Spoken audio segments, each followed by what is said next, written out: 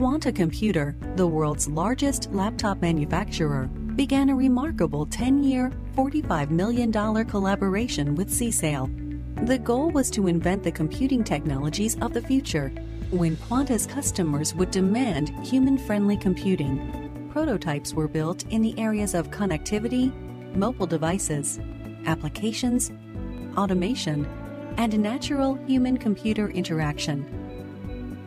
By 2010, it had become clear to Chairman Lam and the CSAIL scientists that while devices were important to mobile computing, the real work needed to be done in the cloud.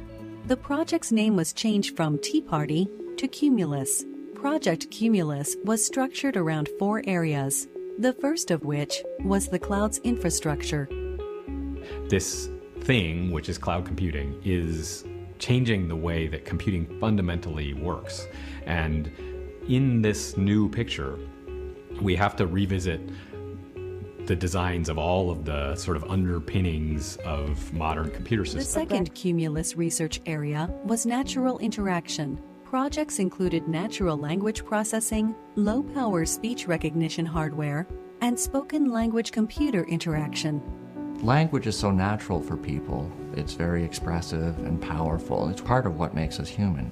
And speech is the most convenient form for us to express language. So I think it's important to develop the underlying technologies that will let people just speak to all these computers in different places in our lives. 41 science fiction movies about aliens since 2007. Which was highly rated? 8 of them were with the rating higher than 7. Show me the movie with the song Somewhere Over the Rainbow. The Wizard of Oz was an adventure and family movie released in 1939. It had the song Over the Rainbow. The final project in the natural interaction area was the development of 3D video technology that doesn't require the viewer to wear special glasses. The challenge that we have set out to solve was to develop the next generation immersive video experience. This is exciting because in the near future, everybody will have this type of technology.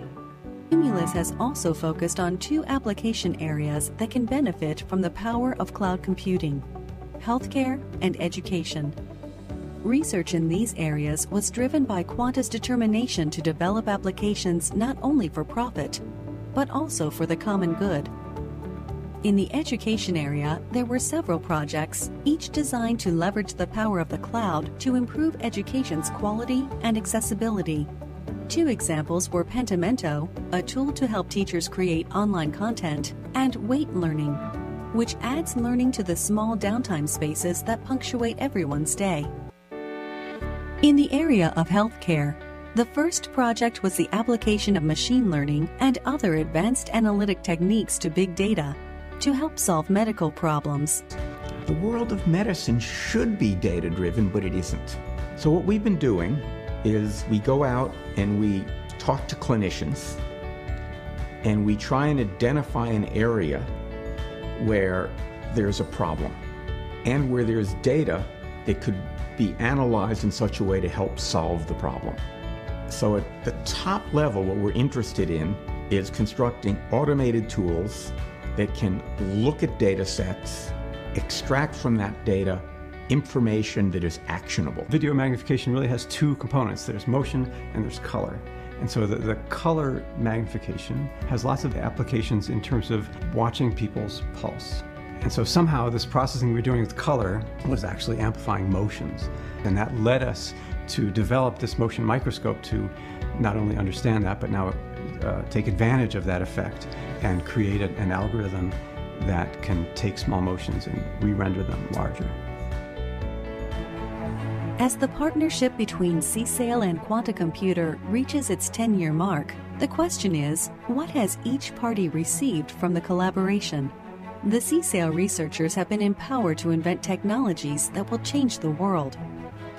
And what has Quanta received from the collaboration? In this partnership, we have developed many new technologies, and some of them may seem far-fetched and futuristic today. But in time, I believe they will become commonplace and will affect Quanta's bottom line. It is then, and only then, will the full impact of this partnership be felt.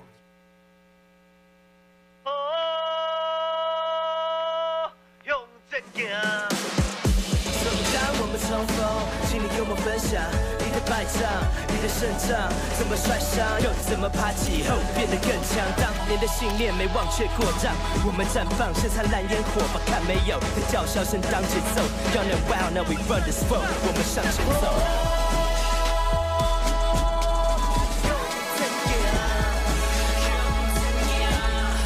老公，明天记得缴光纤网路费跟手机账单哦。老婆，可以改办台湾大哥大汇流专案吗？不止光纤上网、手机上网、网内通话，通通吃到饱，而且还有 HD 高画质频道可以看哦。这样子要花多少钱啊？每月799一份账单，一次搞定，省时省力又省钱。区域限定优惠，快搜寻台湾大哥大汇流专案。台湾大哥大云端总机。传统的总机是一台实体设备，公司需同时采购交换机与固定式桌机，才会有公司问候语、内线免费、电话转接等功能。随着行动办公室的来临，新一代的云端总机将传统总机的功能架设在云端，并支援跨平台装置，分碟免交换机且分机互拨免费，大大节省了硬体建制、维修等费用，更增加了许多便利的功能。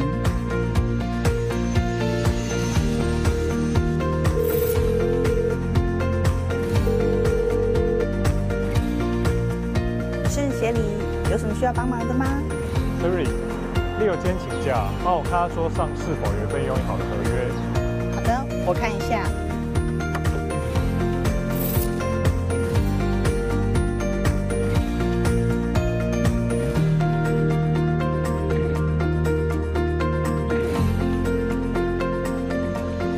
有的，合约在桌上。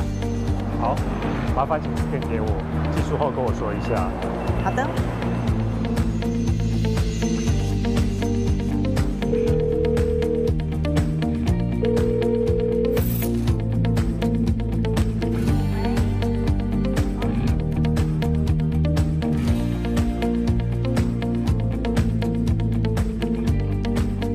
喂，协理，合约寄给您喽，您收一下。3机同时响铃，来电不漏接，通话无感移转，免行动通话费。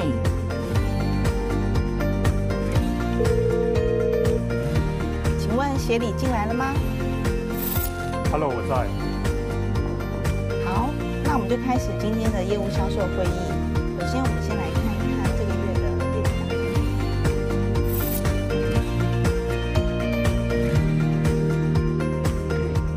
OK， 好，那我这边没问题。今天会议到此结束，谢谢大家。UC 会议室一直召开视讯会议，电脑桌面共享，开会效率大提升。有了台湾大云端总机，可省下实体交换机的费用，员工或办公室更动都不需重新设定，运作更自由。多元的接话方式，不漏失任何重要来电，沟通更有效率，不需维修。更便宜的通话费，让你大大节省成本。快搜寻台湾大云端总机。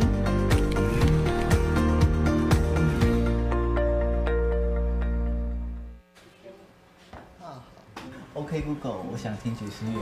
透过 My Music 播放爵士乐。OK Google， 帮我设一个6分钟的水煮蛋计时器。好，计时器水煮蛋，时间长度为6分钟。OK Google， 开始扫地。没问题，正在启动扫地机器人。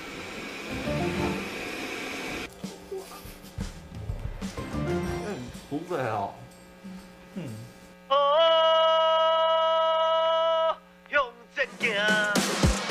所以当我们重逢，请你跟我分享你的败仗，你的胜仗，怎么摔伤，又怎么爬起后变得更强。当年的信念没忘却过账，我们绽放像灿烂烟火，把看没有的叫嚣声当节奏。Young and wild, now we run this road，我们向前走。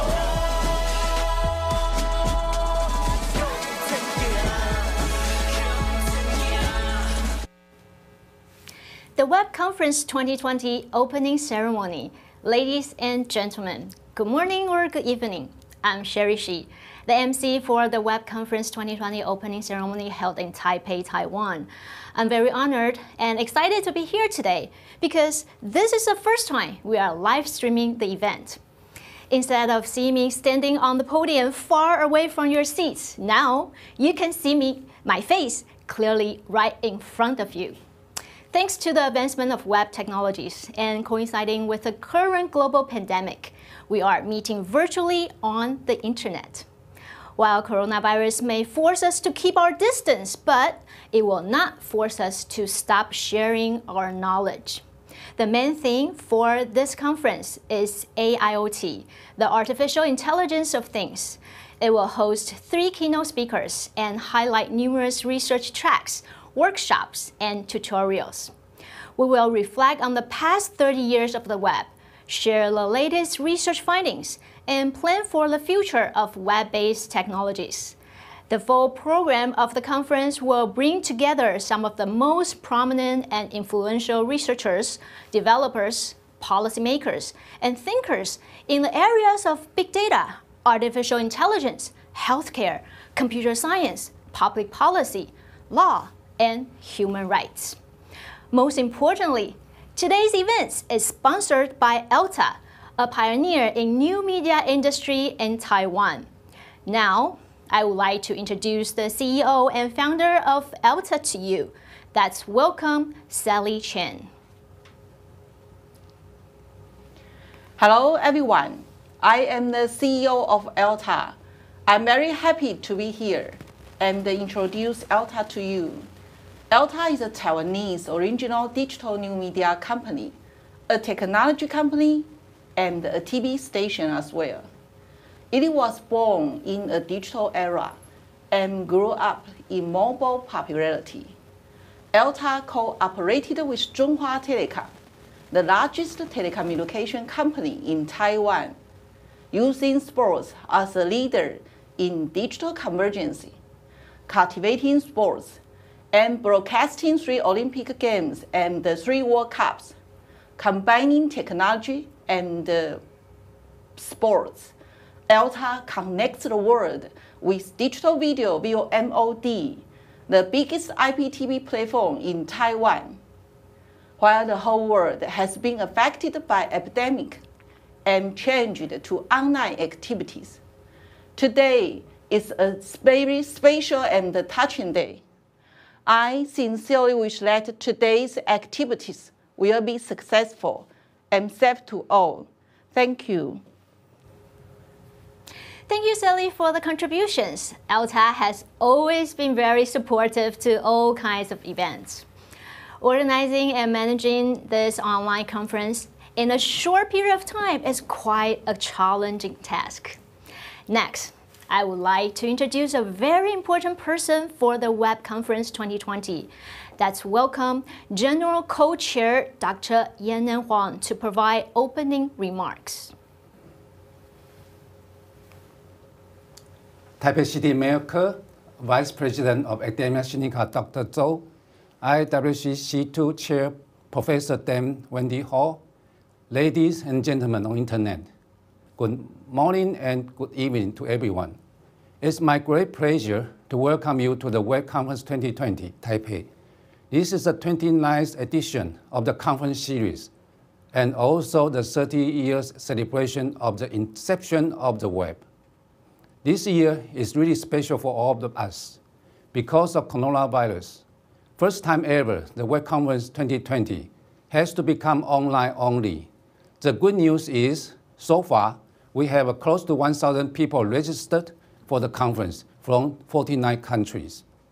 Attendees can participate in presentation by Zoom or Chime or YouTube. Every day, we will have 10 to 15 online sections in parallel. If you miss a presentation, you can watch the recorded video later.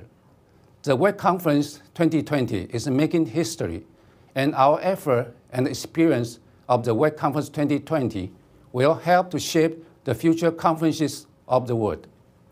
Holding such a large conference is impossible without the help from ELTA TV, local organizers, volunteers, and the allied PCO. Special thanks to all our sponsors and partners for their financial support. In particular, our platinum sponsor, Quanta Computer, Zoom, Taiwan Mobile Company. Our gold sponsors, Chunghwa Telecom and Microsoft.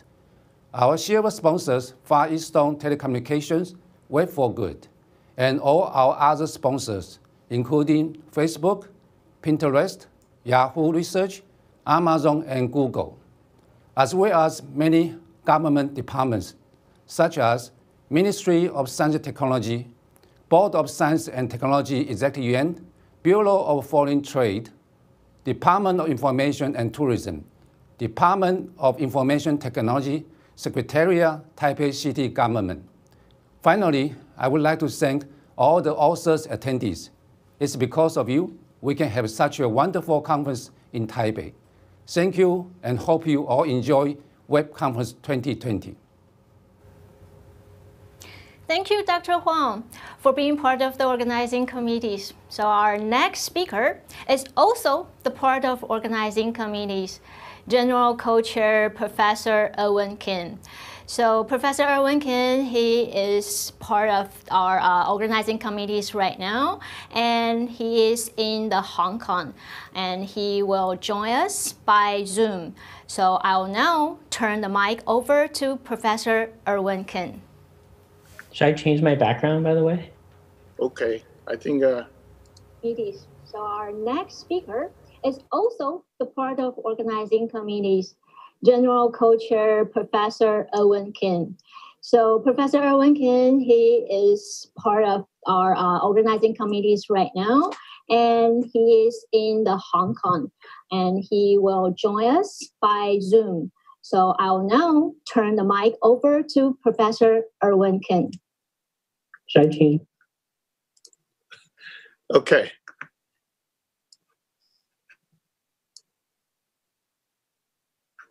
Okay. Should I? Okay.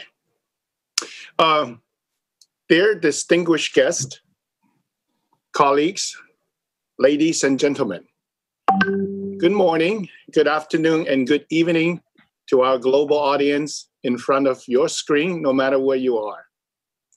As I sit in the comfort of my office in Hong Kong, I welcome you to the 29th installment of the web conference series that had its inception back in 1994 at CERN, the European Organization for Nuclear Research. In the 30 years since Sir Tim Berners-Lee conceived the web in 1989, we have witnessed some amazing advances and great transformations of our society through the web. The web touches our daily lives and permeates through all parts of what we do in terms of retrieving information through search engines, shopping and doing finances through e-commerce, connecting us in this global village through social media, and entertaining us through streaming movies, music, and other forms of media. Therefore, I'm thrilled and delighted to see so many colleagues, researchers, industrialists, practitioners, who are the pioneers, trailblazers, inventors, entrepreneurs, movers and shakers in advancing the field of the web will gather here online in this conference to share their passion and their work about the web. This year's conference has a few firsts.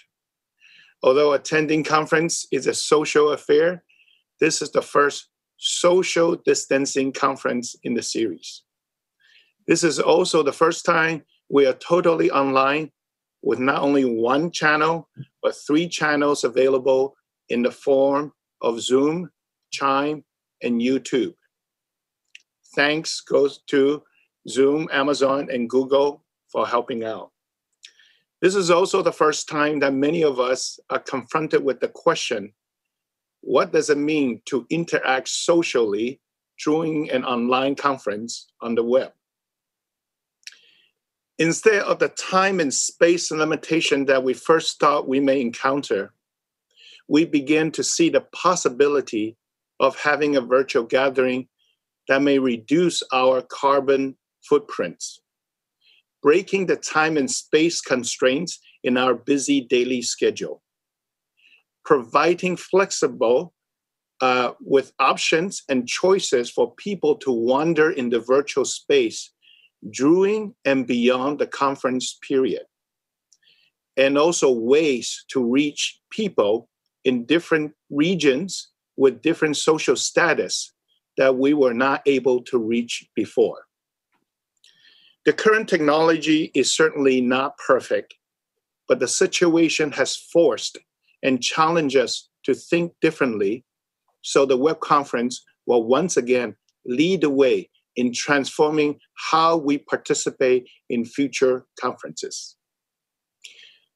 Although it is difficult to predict what would happen in 2050, 30 years from now, I would certainly hope that the best is yet to come. Steve Jobs once said, "The best way to predict the future is to invent it."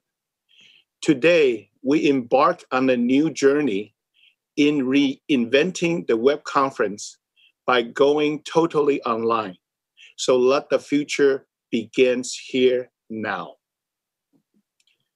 I have too many people to thank and will reserve the proper time to do so later at the closing ceremony. However, I just want to thank two groups of people. First, you, the web community, who pulled together through this difficult and interesting time. And second, the local organizers and PCO for their tireless work behind the scenes in making this event a great success. Thank you for all your support that made this event uniquely special and infinitely memorable. May we all have a productive and successful Web Conference 2020 in Taipei or wherever you are virtually. Thank you. 然后请你看到够了，对对，看到够了以后就可以开始自己。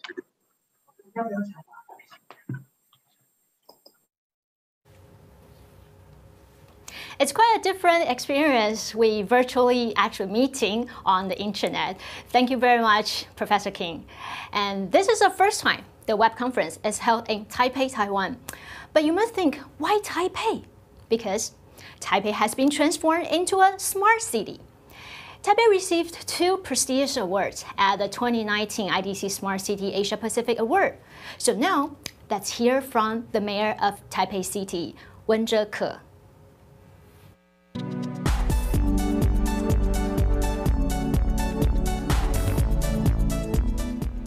Ladies and gentlemen, good morning.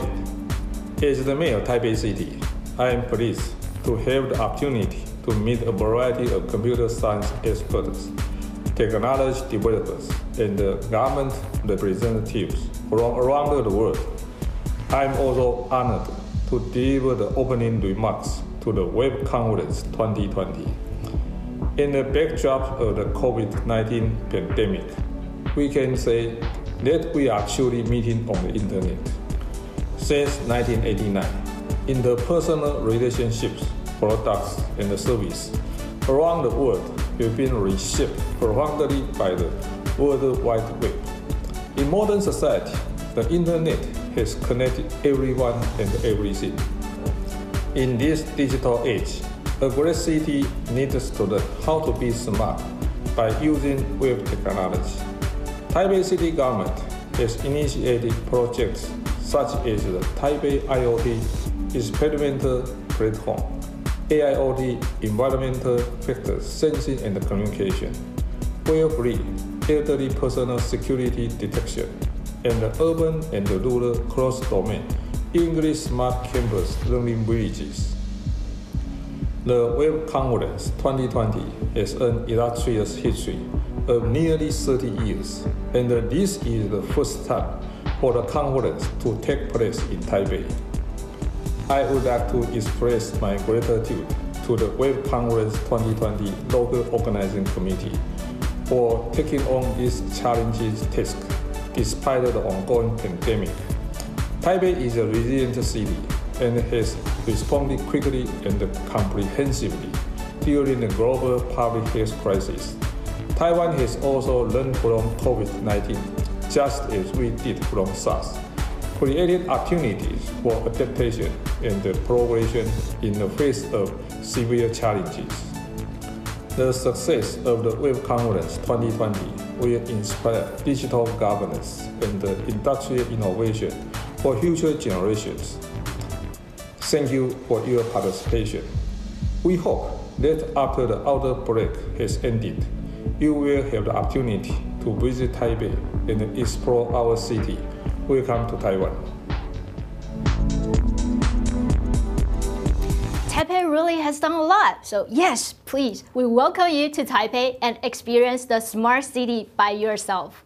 Thank you for sharing, Taipei City Mayor Ke. So our next speaker is from Academia Sinica, the most preeminent academic institution in Taiwan, which reports directly to President's office. So let's turn your attention to the Vice President of Academia Sinica, Dr. Mei-Ying Zhou.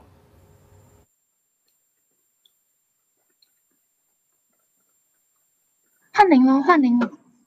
好。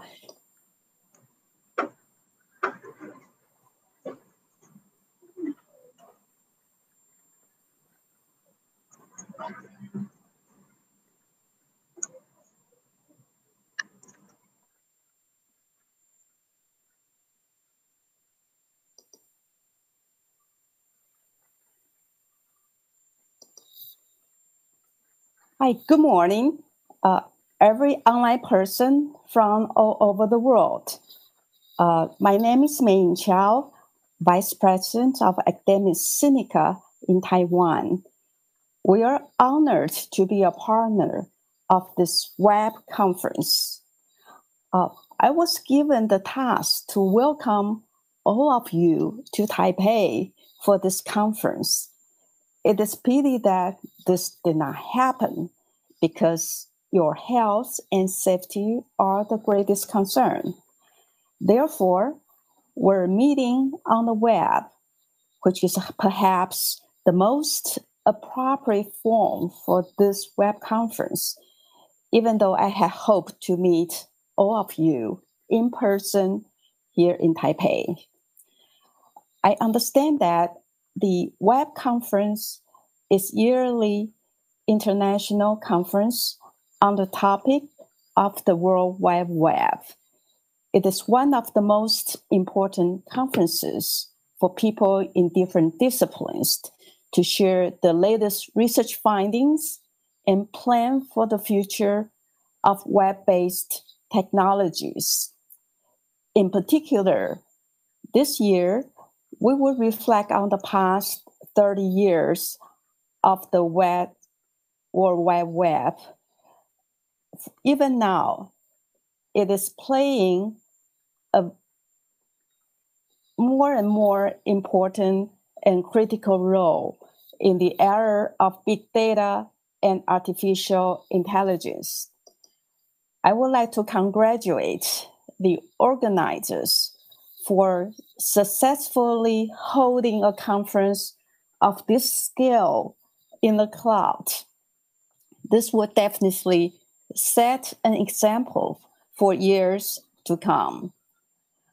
I saw from the program of the conference that we have the participation by some of the most prominent and influential practitioners in many different fields related to the web. As usual, this conference will set the future trends. As the co-chair said just a few minutes ago, I believe that you will also invent the future. I sincerely wish that everyone will have a fruitful experience in your scientific and technological endeavors. Most importantly, best wishes for the safety and health of you and your family during this turmoil period. Thank you very much and wish you have a wonderful time working with this web conference from everywhere in the world. Thank you. We appreciate your insight, Dr. Zhou. So next, I would like to introduce the key person from the International World Wide Web Conference Committee. So it is the organizations that manage the WWW Conference Series. So let's now welcome the chairman, Professor Dame Wendy Ho, and we will have her to give us a speech.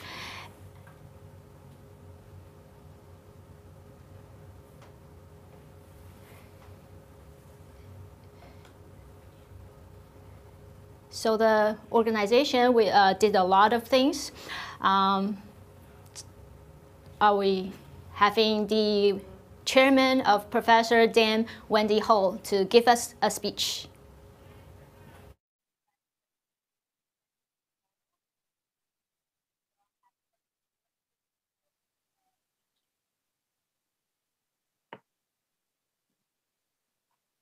Am I on? Am I on now? It's hard to tell. I can't see anything.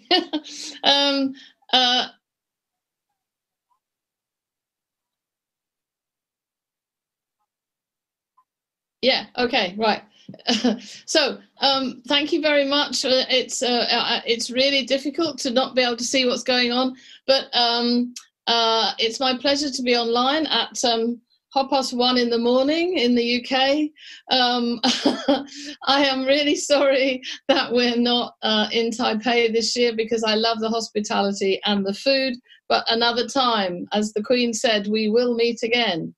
But my role here is as chair of the International World Wide Web Conference Committee, which since 1994 has been the steering group for the conference. And I want to just start by thanking, I can't thank enough the team in Taiwan, Professor Yenon Huang and Erwin King, who I can see on the screen here, and all the people in Taipei who have within a month switched this from being a face-to-face conference to a completely online conference. One of the first in the world to do this. And this will set standards for the way conferences are run in the future. This whole event, this whole situation has been a tipping point in the way conferences will be run, and I'm really looking forward to being part of it. I want to make two announcements today. Firstly, a major announcement for the conference series. We put out a press release yesterday to say that from 2022, the web conference will become a full ACM conference. As you know, the ACM have published the proceedings for many years, and we have always kept an open access proceedings. We will keep that going forward, and we will become part of the ACM family of conferences. And that news was announced yesterday, and the first conference that was an ACM conference will be in Lyon in 2022. Next year we go to Slovenia. We don't know whether that will be virtual or real or some hybrid of the two. Let's hope for all our sakes that we're out and about by then and being able to socialize in real time as well as in virtual time. My second announcement is, as ever, we have a Test of Time award, and the money for the Test of Time award was donated by the Seoul conference when South Korea ran the web conference, and the chair of that conference in Seoul was Professor Chin-Wan Chung, who normally would come up on the stage with me to present the award to the winners. I don't know if you can see his picture. You're supposed to be able to, he is online to congratulate with me this year's winners. And as you will be able to see on the website, the winners this year of the 2020 Seoul Test of Time Award for the World Wide Web Conference, for the web conference, is Mining the Peanut Gallery, Opinion Extraction and Semantic Classification of Product Reviews. And the authors were Kushal Dave, Steve Lawrence, and David Pennock. And they are with us today, well, at least two of them are, and I think Kushal is going to say just a few words about winning the award. Over to you, Kushal. Hello. Am I on? I just want to say thank you. We are humbled and honored by the recognition. It's such an amazing award. Thank you, Wendy. Thank you to the International World Wide Web Conference Committee. When we wrote this paper, the web was in its early days. It was quite small, but you could already see that user-generated content was going to become a thing, and that it was going to be hard to sift through all of that. And we were taking a first stab at trying to figure some of that out. Looking back at that paper after all these years, 3 things stood out to us. First, the marriage of user interface and machine learning. Looking at the attribute level instead of the document level opened up a whole new world for us. It becomes much more clear what you're aiming for when you do a classification task. And it's also easier to forgive the machine learning when it's wrong because it's already unlocked this whole new superpower that you didn't used to have. Second, we learned as much about what doesn't work as what does. We tried a lot and a lot and a lot of variations of things, and we weren't afraid to try simple things or counterintuitive things based on looking at the raw data and seeing what it was telling us. We saw success just looking for simple patterns, starting with the word the. We turned off stemming, which actually improved performance. We tried a lot of simple IR techniques in addition to complex machine learning algorithms and saw that they often succeeded. Steve used to say that perfect is the enemy of the good, and you see that philosophy in a lot of today's applied machine learning. A lot of different solutions are being built and just seeing what works without necessarily having a theory and maybe filling the theory in later. And we think that's an effective approach. And third, the third thing we learned is never underestimate the power of giving your paper a funny title, because that clearly has made the paper memorable for lots of folks. Thank you again, everyone. Congratulations to all 3 winners. The last but not least, Programs Committee Co-Chair, Assistant Managing Director of Microsoft Research Asia, Tieyan Liu. He will join us here to give the opening remarks.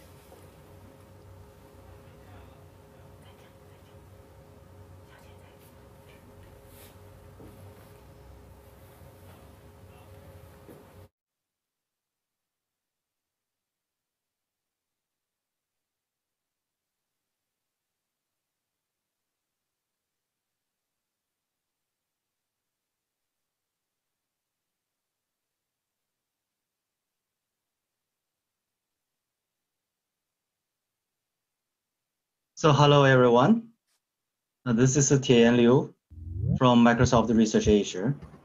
This year Martin and I are acting as the program co-chairs of this conference. So now let me share my screen.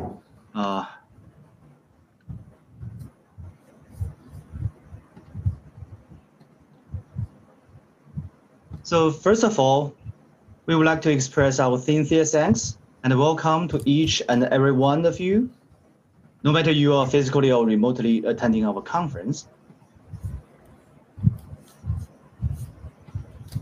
So let us have a rough idea about our conference by looking at these numbers. This year we have 12 research tracks, which attracted over 2,000 abstract submissions in total, and 1,600 of them converted to paper submissions. And then we end up with 1,500 of papers which entered the regular review process. As a result of the review, we accepted 317 papers in the end, including both full papers and short papers. I would say that review of such a large number of papers is not an easy task. There are thousands of PC members who are the hero behind the scene, and we exchanged over 20,000 emails in the past half the year. And you may be curious where these papers were coming from. This figure shows the number of papers per country and region. And here we also list the top 5 countries and regions with the largest number of submissions. If we normalize the number of the submissions by the size of the country or region, we will get this refined list. Interestingly, in both lists, Taiwan is ranked on top 5, meaning that the local team really did a very good job in promoting our conference.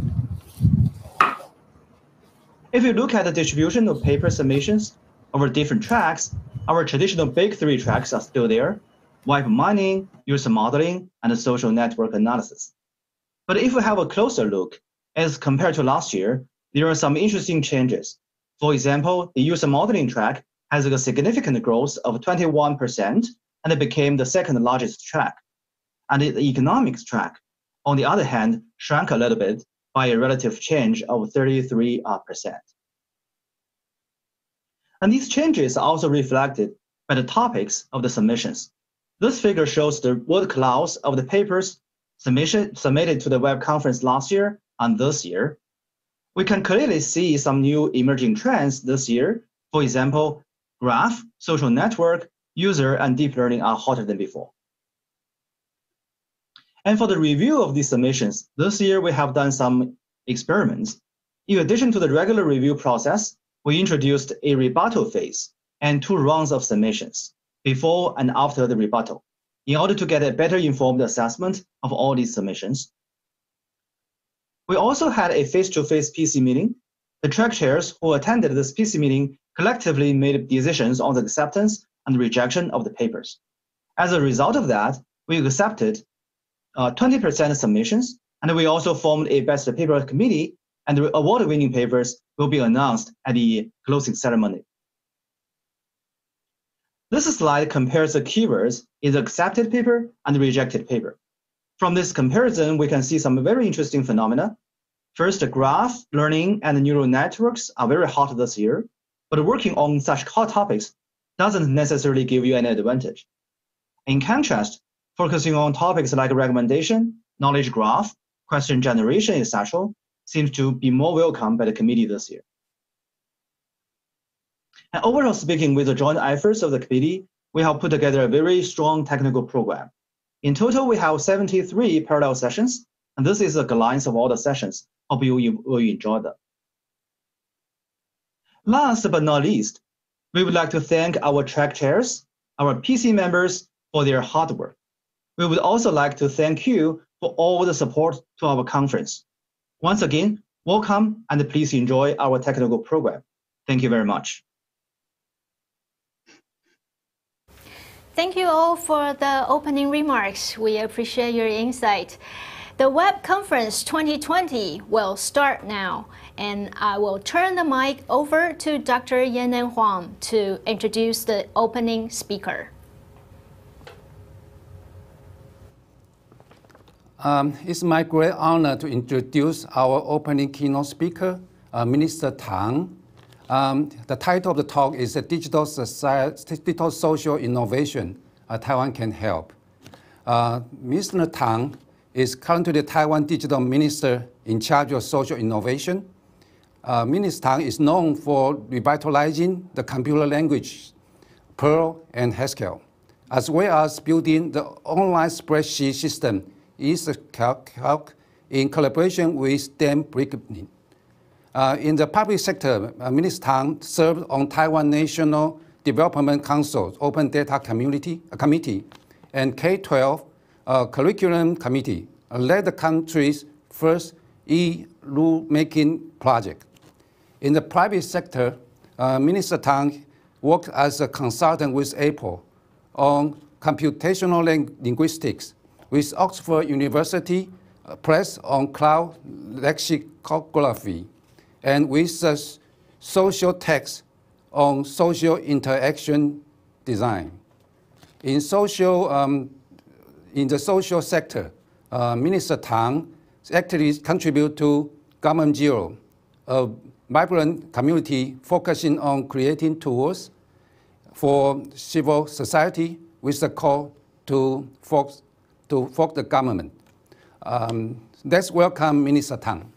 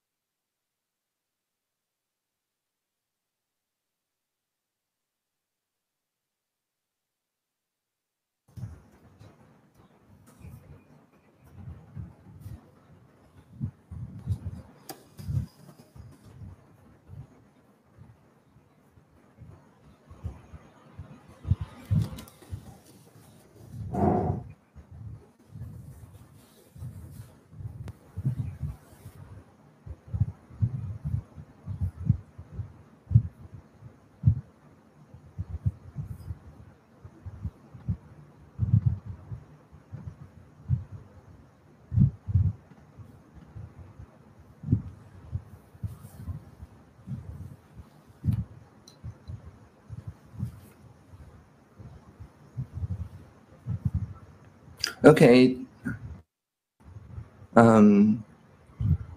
This is just testing the sound. Is the sound going?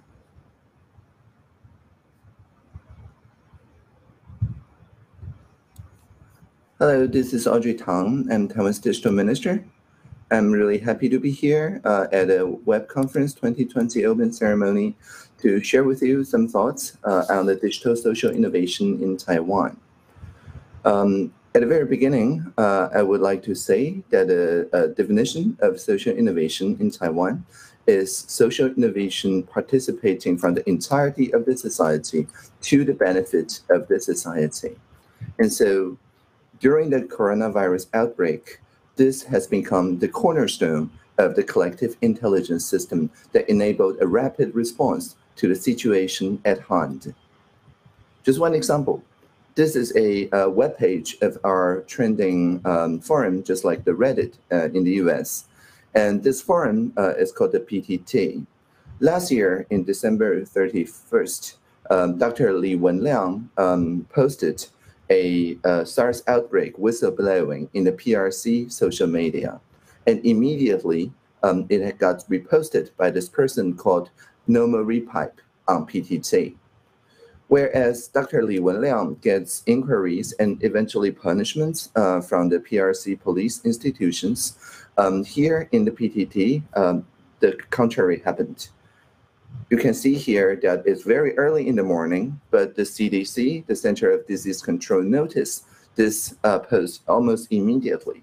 And it escalated to the highest level of the CDC, which then said that, okay, starting from the next day, the first day of 2020, we will begin health inspections for flight passengers from Wuhan, China. And so this shows two things.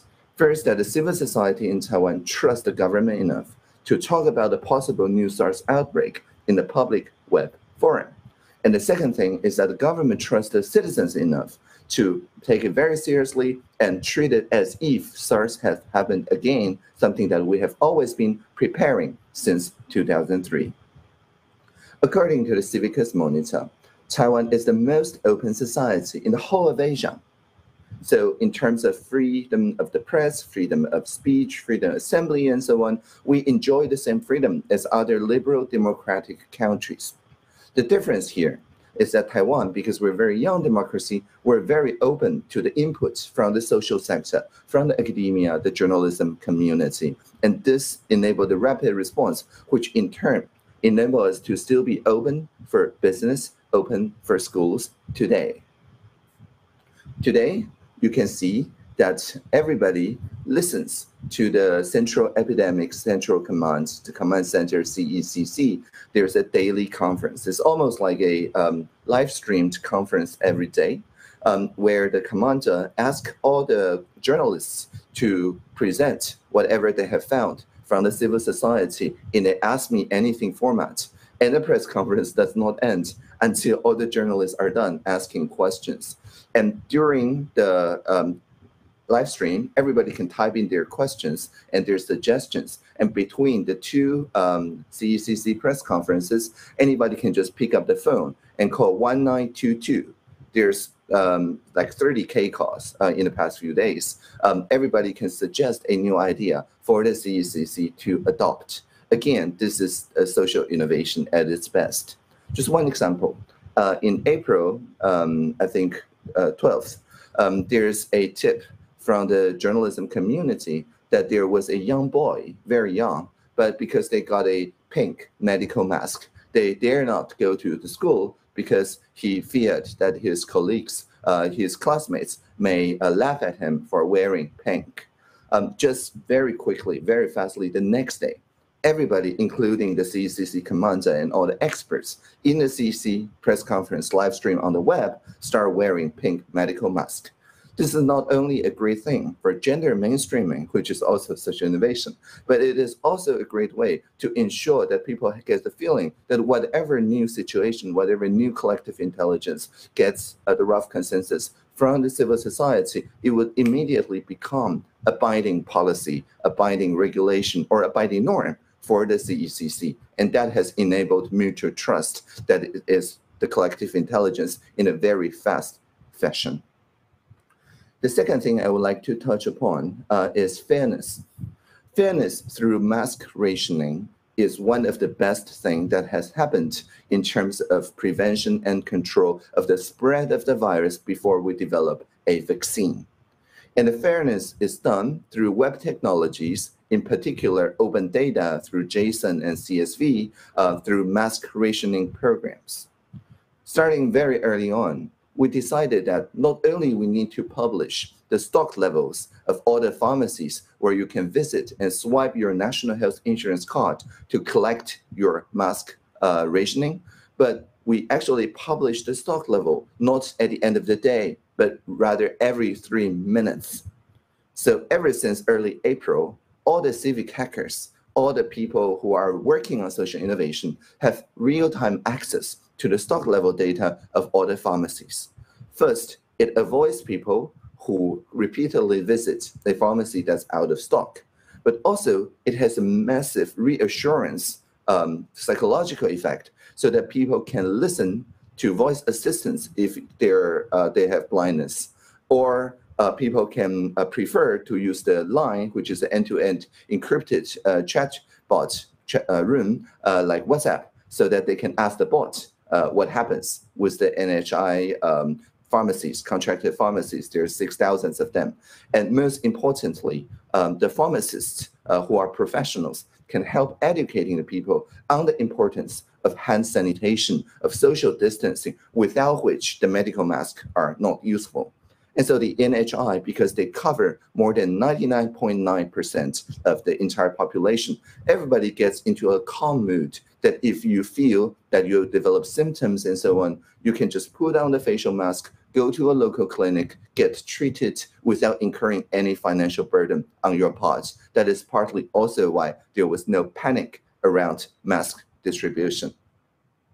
And they're also enabled the idea of independent audits.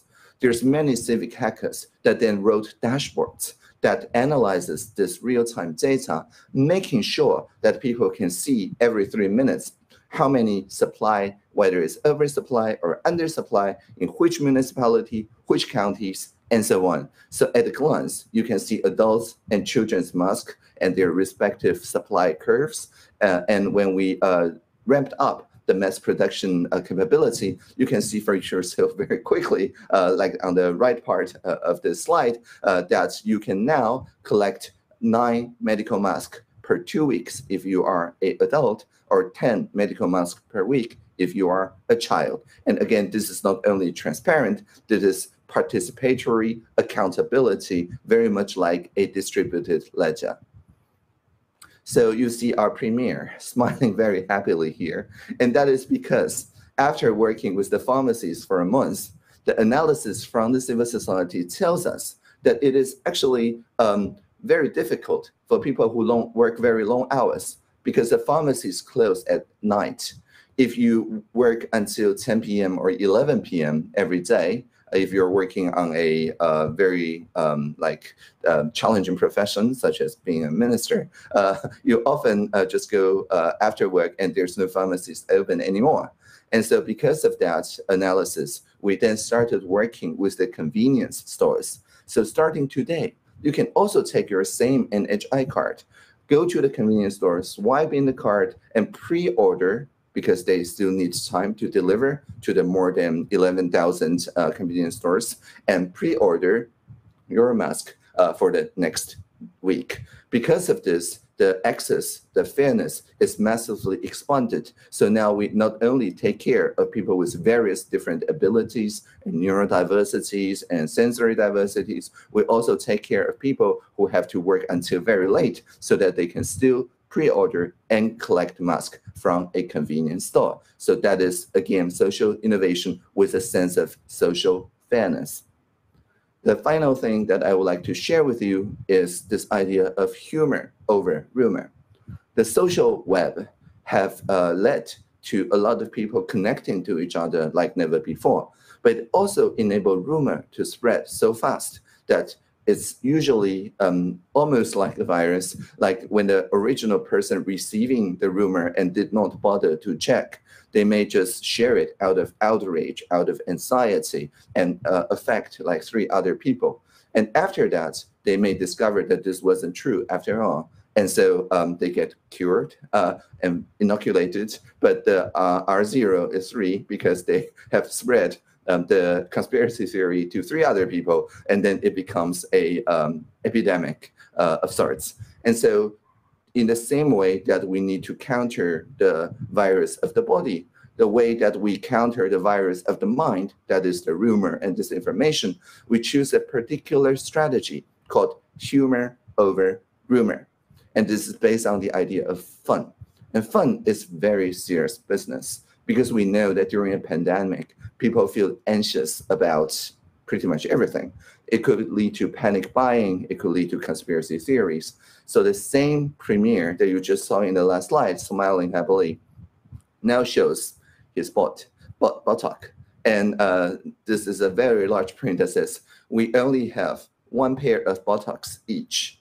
And why would he do that? Because at that time, there was a panic buying of tissue papers. And the rumor was the medical mask production is taking the source of the tissue papers because the masks are made of paper.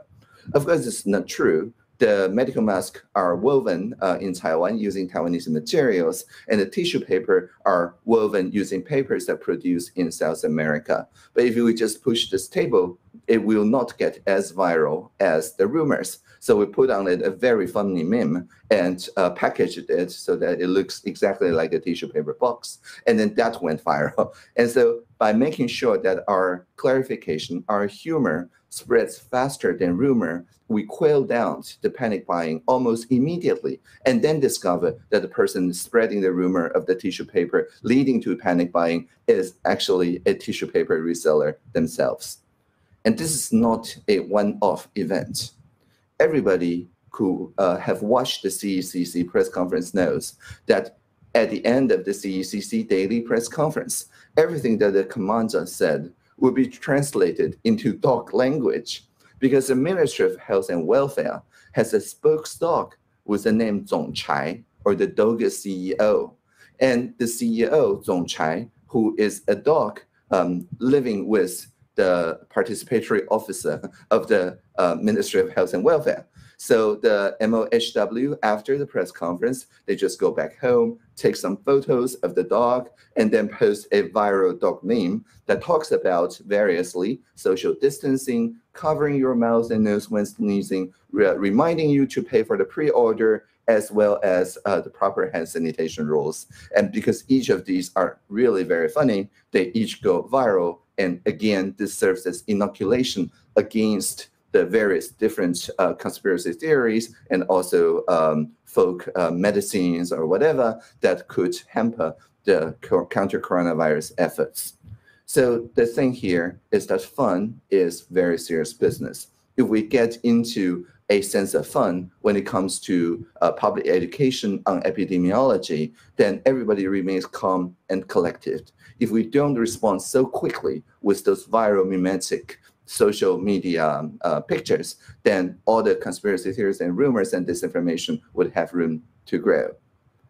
As I understand, I have this very brief opening address, and there's far more information than I can deliver within the space of 15 minutes, but it's all on this great website. It's called taiwancanhelp.us. So Taiwan can help us. So thank you for listening, and this is just my short contribution to the web conference. I wish you all a great web conference on the web. Thank you so much. Thanks for your wonderful speech, Mr. Tan, and we are happy to have you here today. Now, we will take a 30-minute break and resume at 10 o'clock for the keynote speaker, Dr. Yolanda Gill. Thank you, and hope to see you all there later.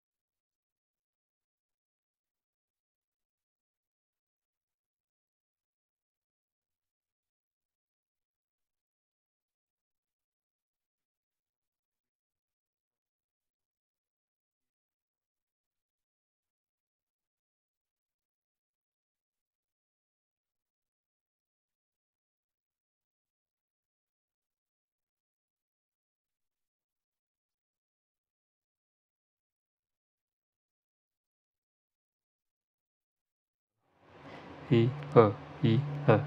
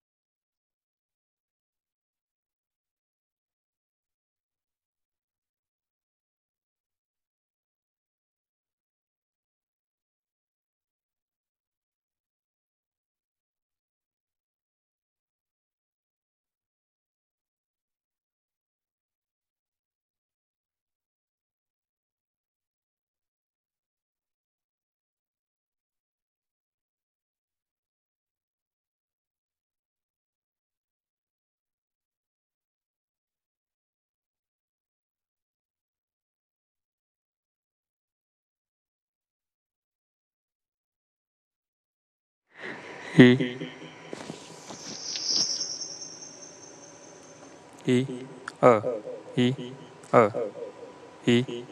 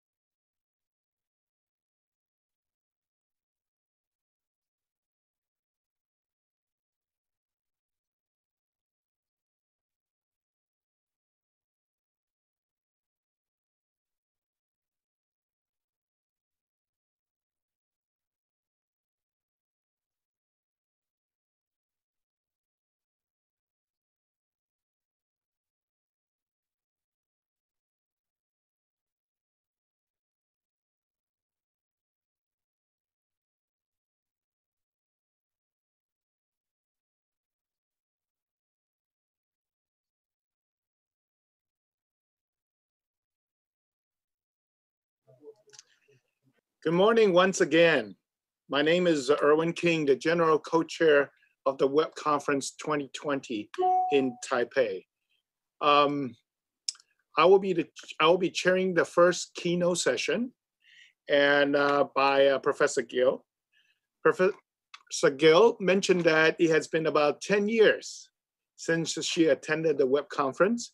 So I'm very excited and delighted to have her back again to the conference series as the keynote this time.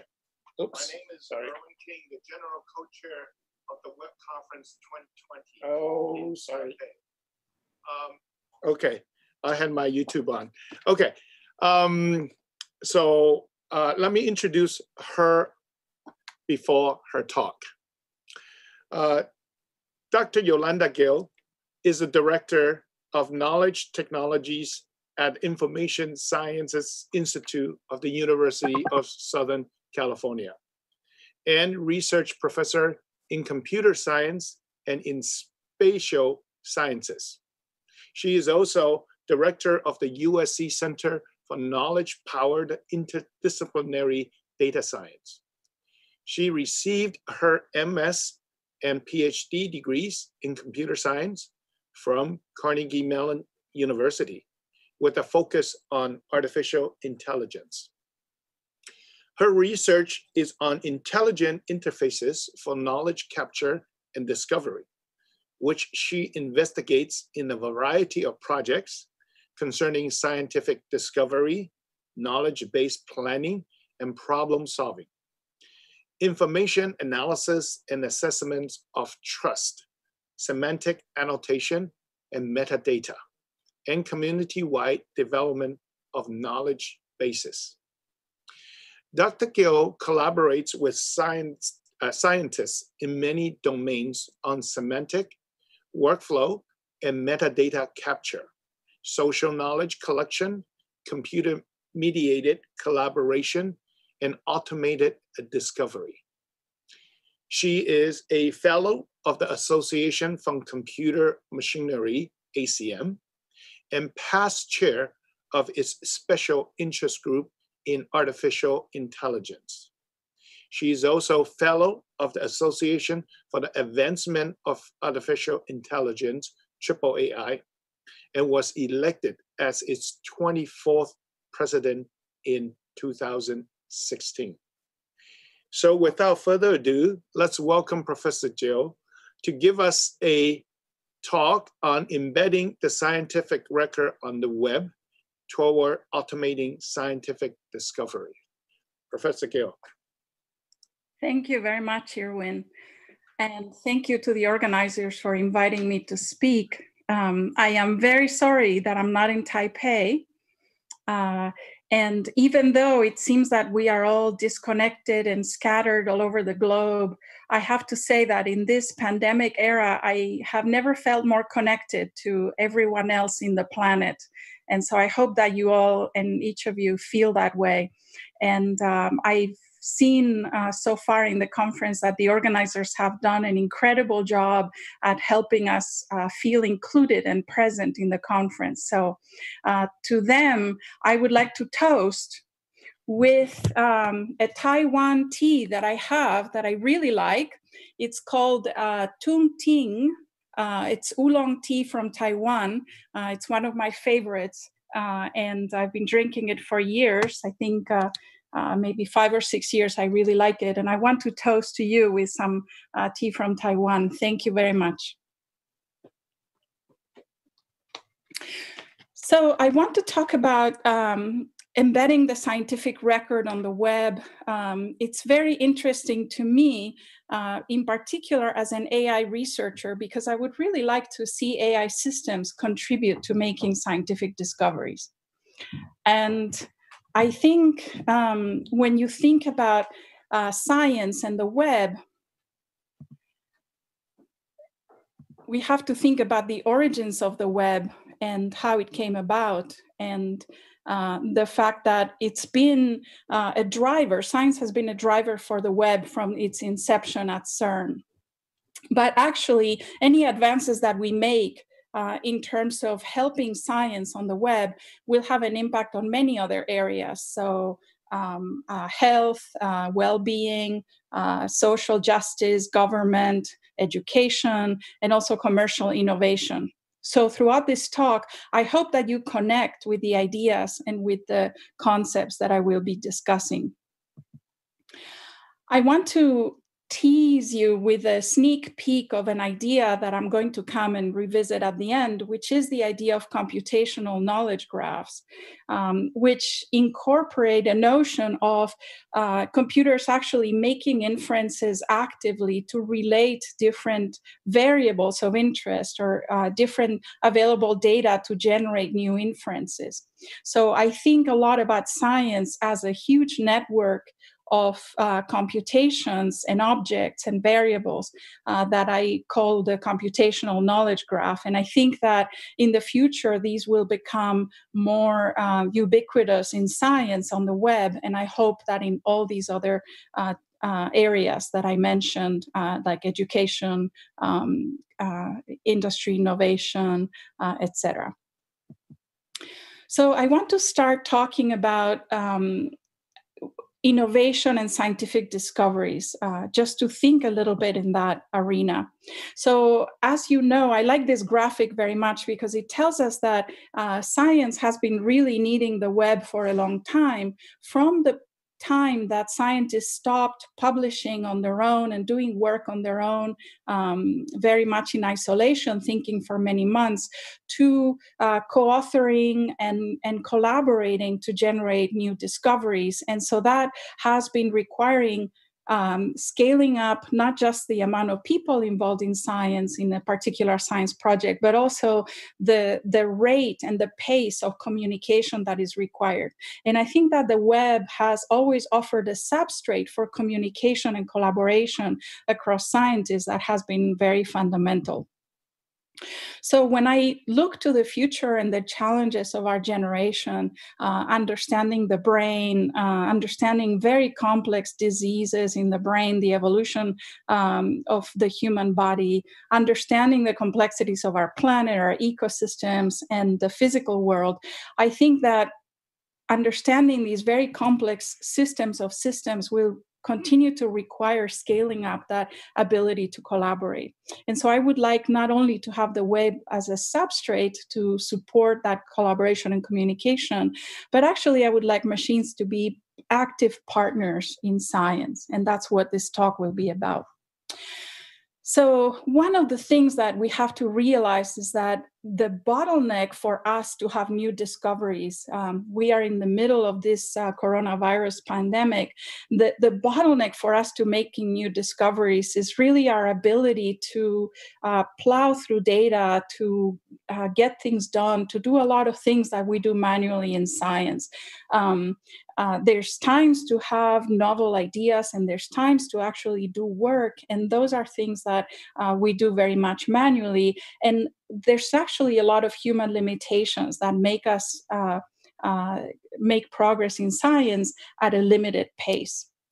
So I want to show some examples here just to highlight. So humans tend not to be very systematic. So I show an example from work from Shannon Peters and others, where they automatically extracted from many papers facts about the fossil record. And they did this automatically and compared it with a manual extraction task that took about 10 years for some geoscientists to do. And so if you look at the graph on the right, in red is all the facts that the geoscientists extracted manually, and in black are all the facts that the system extracted automatically.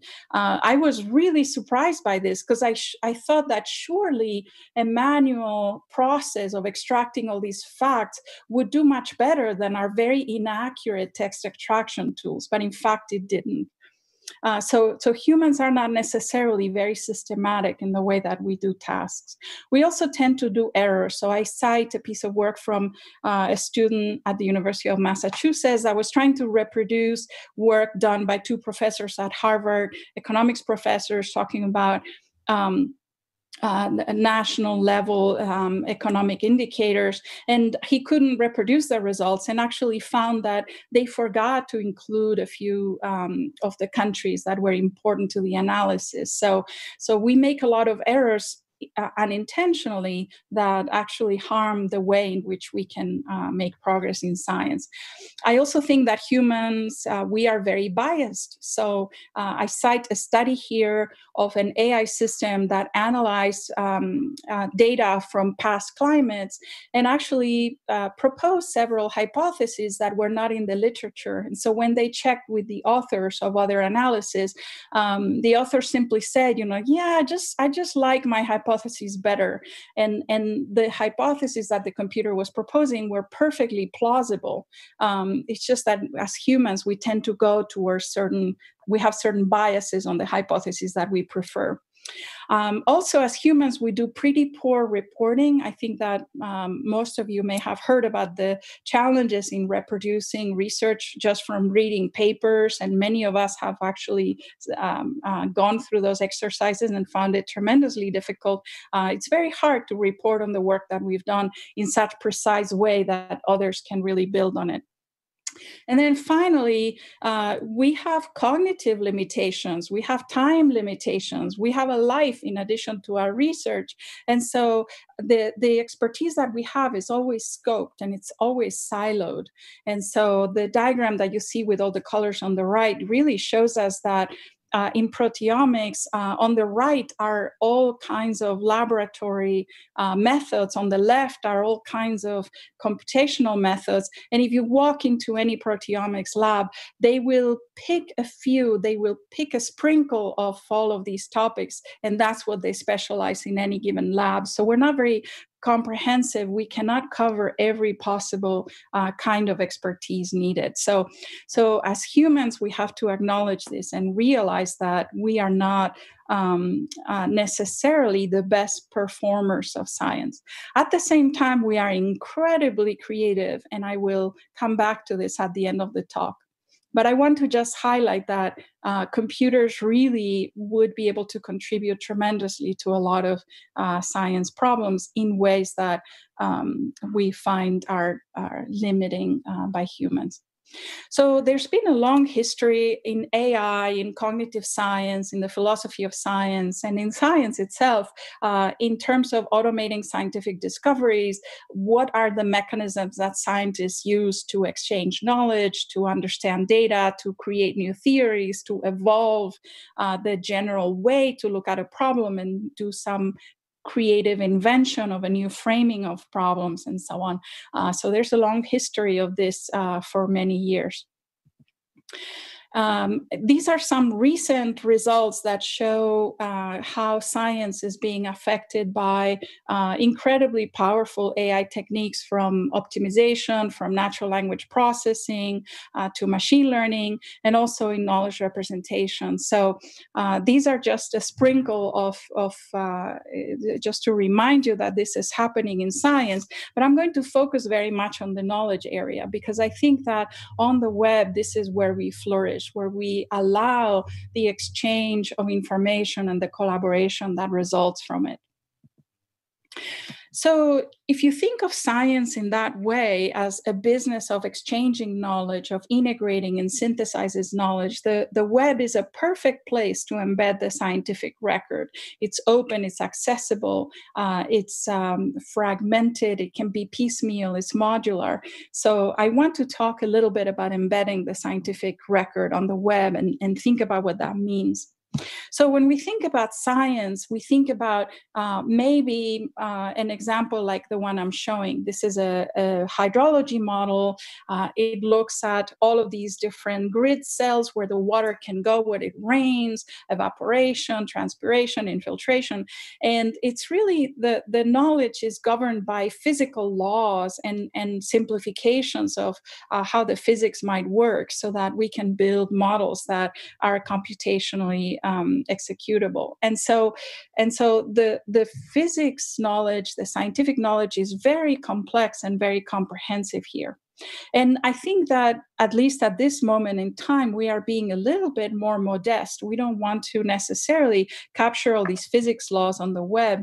I want to point out that even though that knowledge is embedded in our computations or in our systems, when we put scientific knowledge on the web, we focus more on the interchange and the use of knowledge and the integration of knowledge. So we focus more on standard data formats. We focus more on what are the variables that we're measuring, and are two different systems or sensors or models measuring the same variable. We focus about the constraints of when can I use this particular hydrological model? Can I use it if the mountain's very steep? Can I use it in a more plain place? So the constraints for use, what parameters can I adjust? What decisions does it help me make? Should we build a dam here or downstream?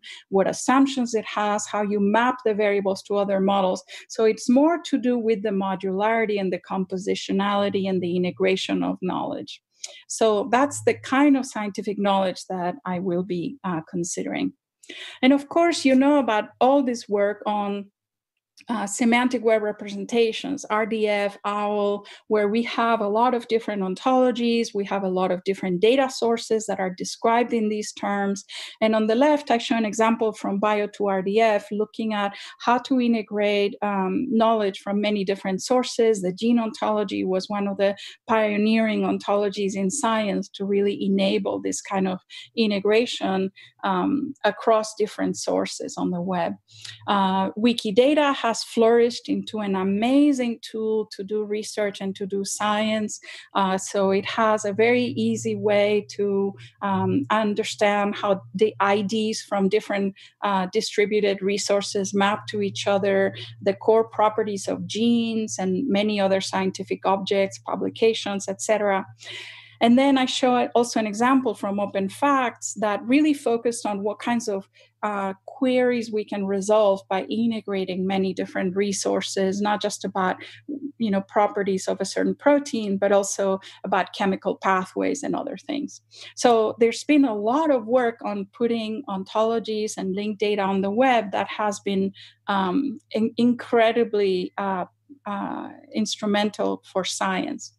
I want to also mention the publication of additional kinds of science products. So it's not just about a gene or an object or maybe a paper that is rendered on the web as a web object, but also the idea of publishing results from scientific research. So nanopublications, where any kind of assertion like this gene is associated with this disease has supporting information and attribution for how the idea or the result came about. There's also a lot of work on research objects, putting together everything that is related to a particular science project. So from the data to the software to the workflow to the slides and to the resulting paper and maybe many other things into a well-connected package. So putting science knowledge on the web sometimes has to do with these interlinking of the ideas and the pieces in the knowledge on the web.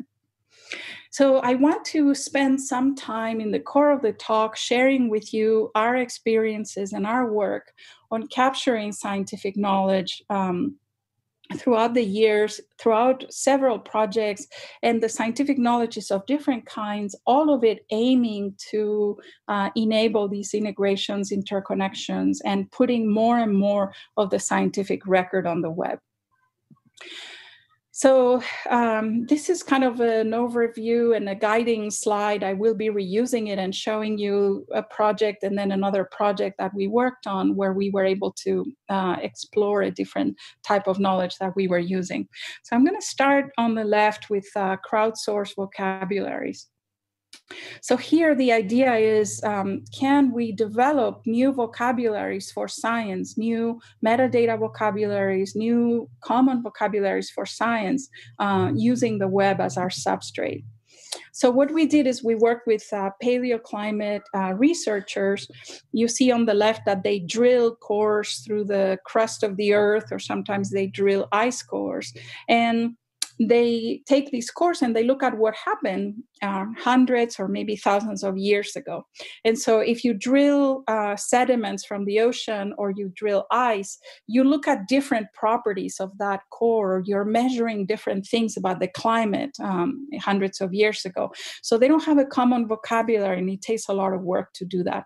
So what we did is set up a mechanism for them to do controlled crowdsourcing, where if I'm describing ice cores and I want to talk about the size of the air bubbles in the ice, I can propose that as a property that I'm measuring in my data, while somebody else that's measuring something in the ocean proposes a different property. And then other scientists can reuse those properties if they wish. And then we had a layer of editorial oversight, very much like you see in Wikipedia, for example, where editors will help the community converge. And so this effort resulted in a new standard for paleoclimate data that required only one meeting. This is the initial meeting where they agreed to collaborate on this. Everything else happened online. So I know of very few standards where, you know, a lot of the work happens actually through just interacting with your data and interacting on the web. There's no meetings involved in this kind of effort. So this was quite remarkable. And what I want to show you is that I think that this is a very powerful area for us on the web to help scientists connect terms, to connect different ways to look at the same phenomena and help converge on properties.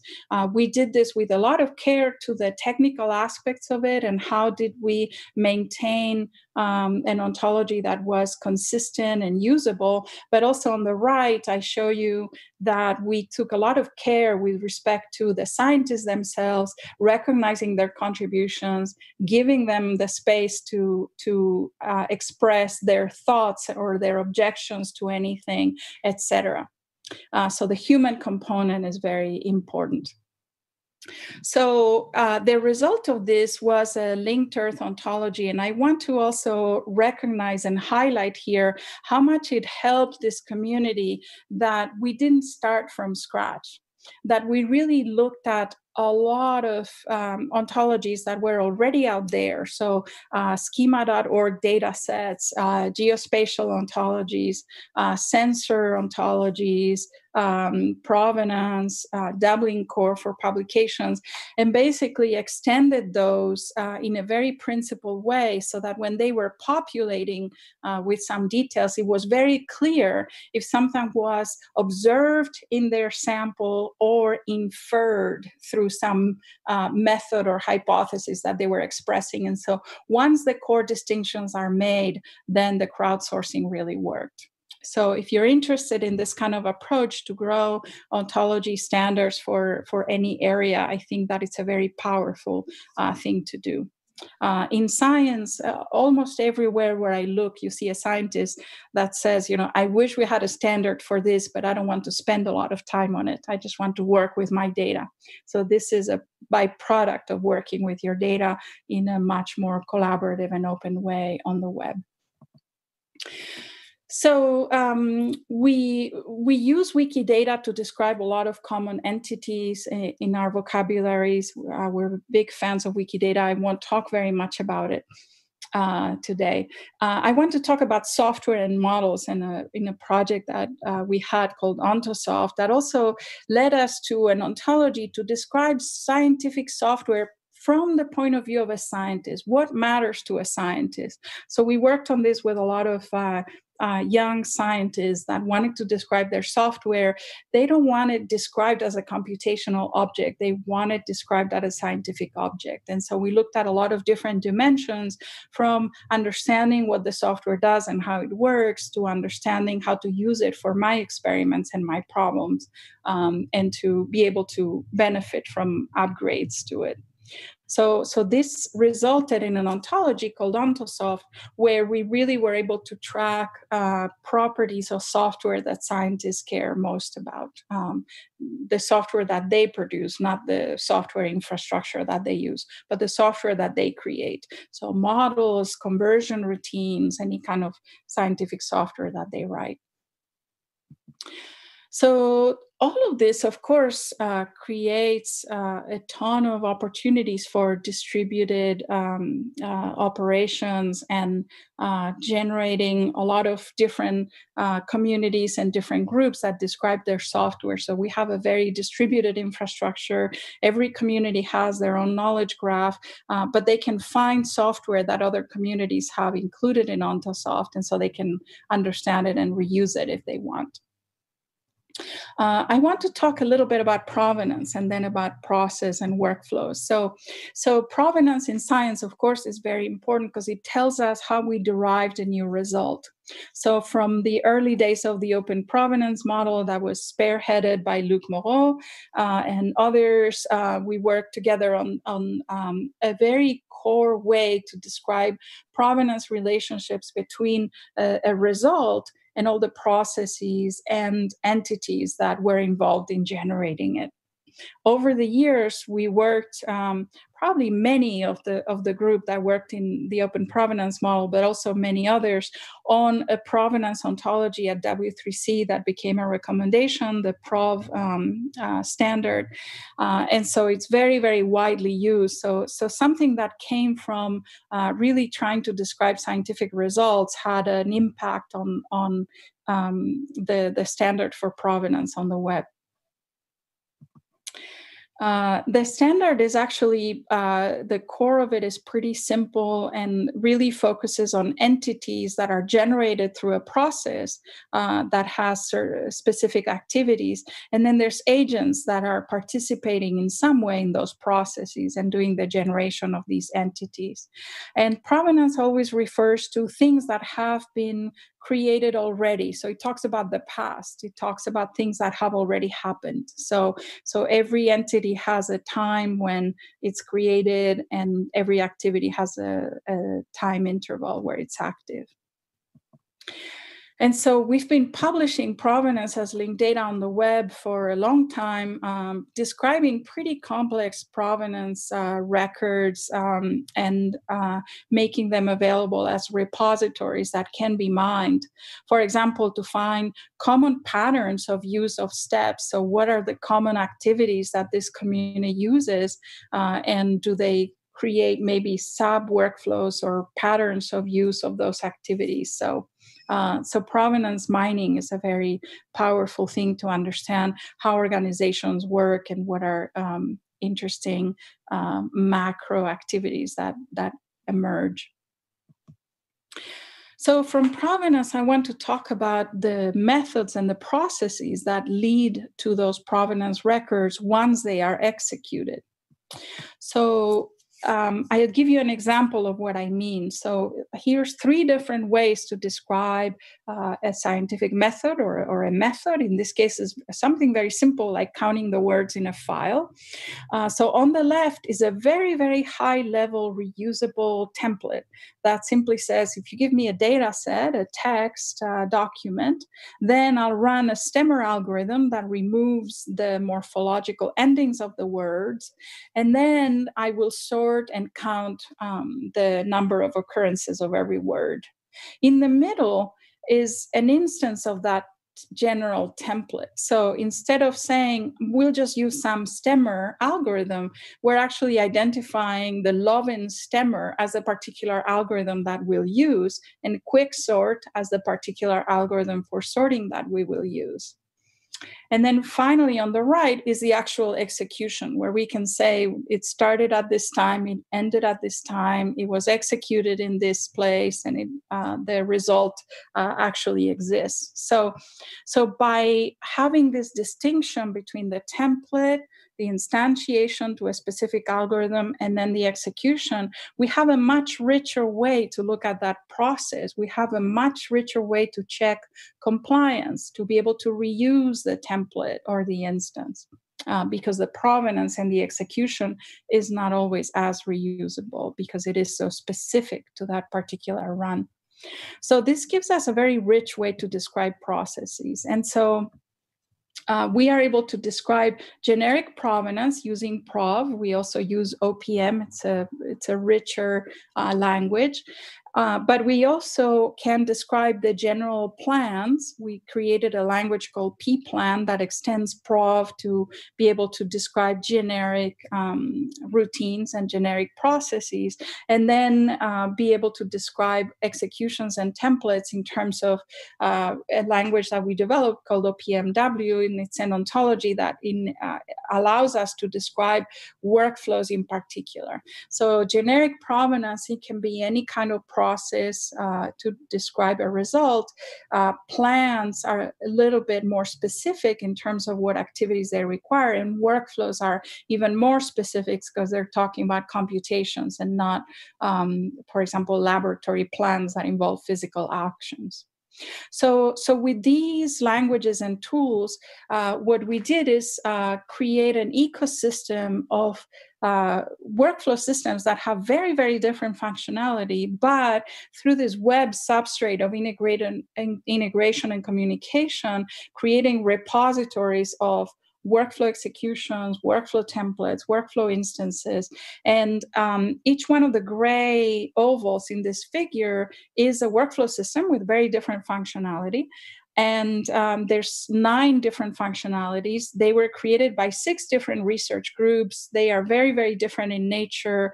And each result generated by one is consumed by 2 or 5 other systems. So this is a quite rich demonstration of information exchange in different workflow tools.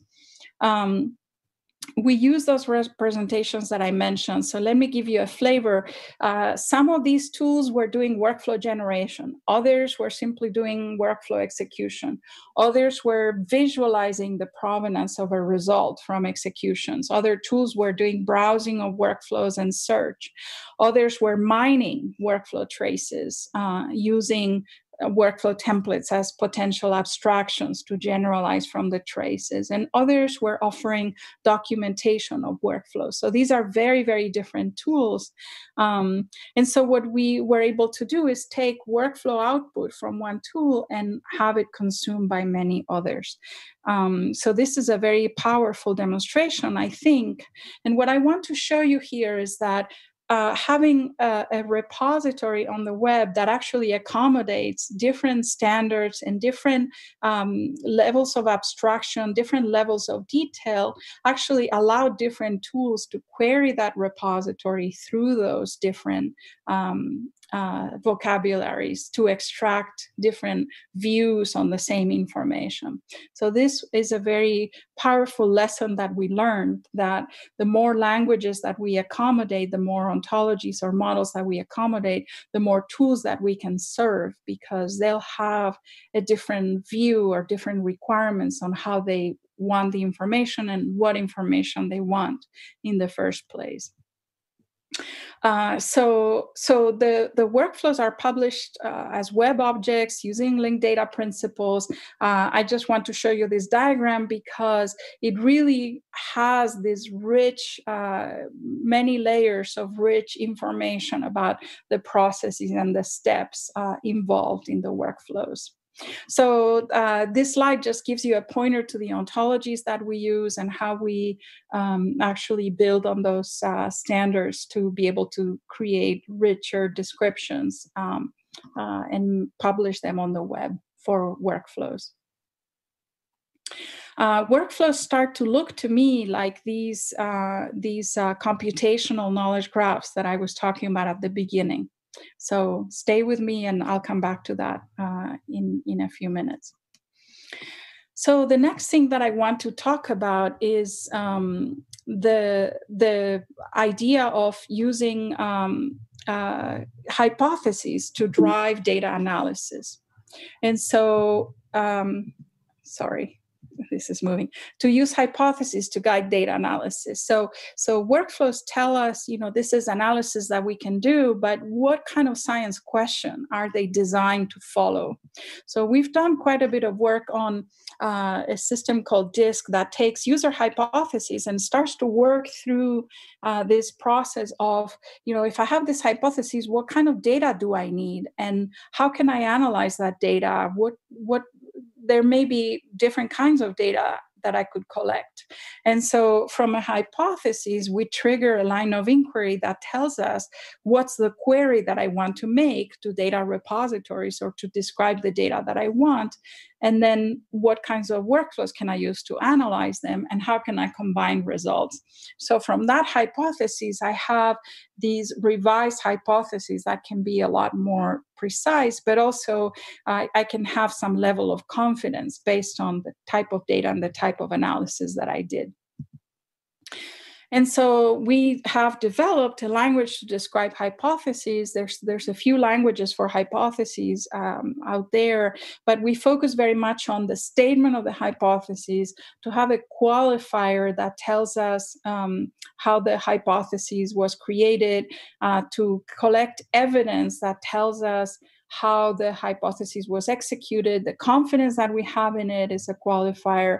And then also its evolution. So as new data becomes available in our system, it triggers a new analysis. And so it will revise the hypothesis. So you can imagine on the web, systems that are constantly lurking, and they know what goals they have, they know what hypotheses they want to analyze. And as new data becomes available, they can revise these hypotheses by triggering analysis. So this is a very exciting project. What I want to show is that we actually developed an ontology for describing these hypotheses that's also available. And we published that hypothesis description as an extension of the workflows themselves, so that we can describe what was the point of doing a certain analysis and why was that workflow picked.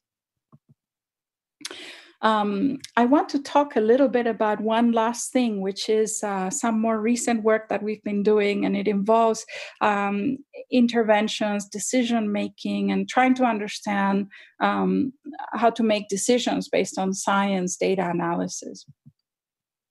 So this is part of the MINT project, where we're looking at how to integrate models across different disciplines. So if you're looking at water availability in a state, it depends on the agriculture that requires that water, the industrial setup in the region, the amount of population, depends on the economics of all of those aspects in the region. And so you have to integrate many different models, and this is a complex problem.